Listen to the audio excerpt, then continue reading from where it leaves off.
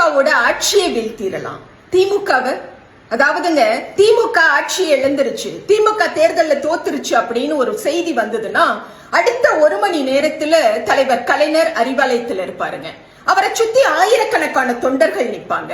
நேத்தும் அப்படிதான் திமுக ஆட்சியை இழந்தது.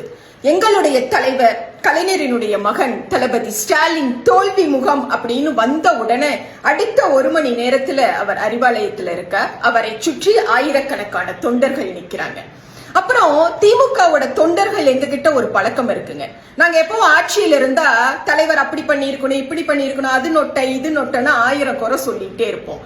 அதுவே ஆட்சி போயிடுச்சுன்னு வச்சுக்கோங்க, நாங்க இருக்கோம் எங்க தலைவருக்கு, தொண்டர்கள் நாங்க இருக்கிற வரைக்கும் எங்க திமுகவை யாரு அசைக்க முடியும்னு முன்னாடி நிப்போங்க.